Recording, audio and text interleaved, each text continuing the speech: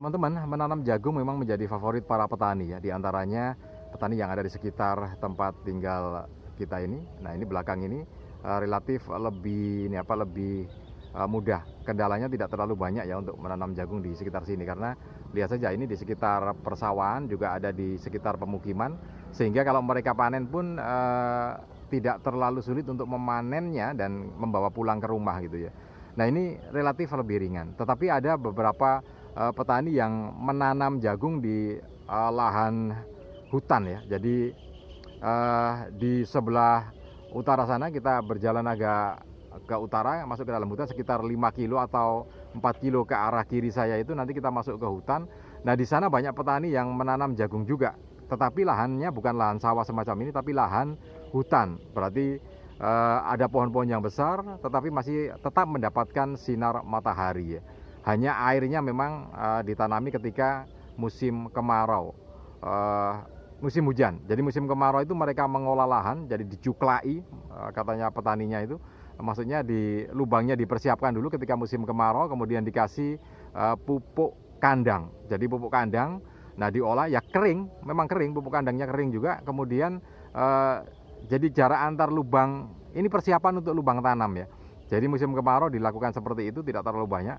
Nah, ketika pertama kali musim hujan datang atau hujan datang itu langsung ditanami bibit jagung yang masih dalam bentuk butiran itu ditanam di situ, satu lubang 2 atau 3 tiga butir biji jagung itu ya. Nah, ketika musim hujan tiba, jadi begitu air pertama turun ke bumi, air pertama turun ke bumi kayak apa aja ya. Kemudian ditanam. Nah, ketika nanti usia 15 hari, 15 hari atau 45 hari setengahnya itu ya, kemudian ditanami lagi di dekat-dekatnya.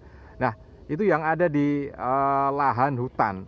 Nah, kesulitannya memang lebih tinggi dibandingkan dengan yang ada di belakang saya ini ya. Tetapi itu pun masih dirasa para petani tegalan atau petani hutan itu masih mudah dibandingkan dengan nanam yang lainnya.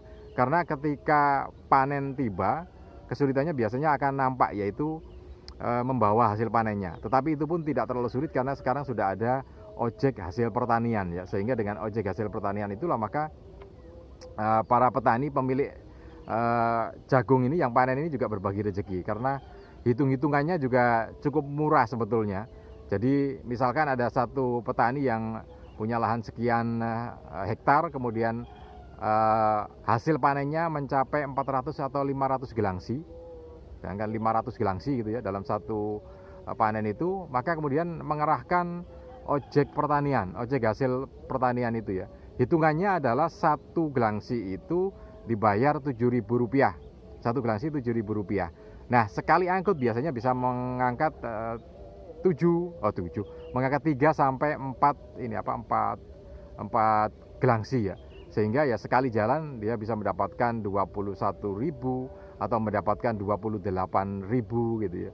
Nah, itu untuk sekali angkutnya. Jadi memang tanaman jagung ini masih favorit di masyarakat kita. Apalagi ya banyak yang bisa dilakukan dengan tanaman jagung itu sendiri, termasuk diantaranya kalau masih muda bisa diambil untuk sayuran gitu ya, untuk sayuran rumah. Nah, kalau di Mojokerto alhamdulillah relatif lebih aman dari hama ya, tikus kapan hari di Tuban gitu ya, di Tuban yang menyerang begitu luas lahannya. Tetapi di beberapa yang lainnya, di tempat yang lainnya masih cukup aman dari hama semacam itu. Oke, mudah-mudahan informasi ini bermanfaat untuk Anda. Salam dan sukses selalu untuk Anda.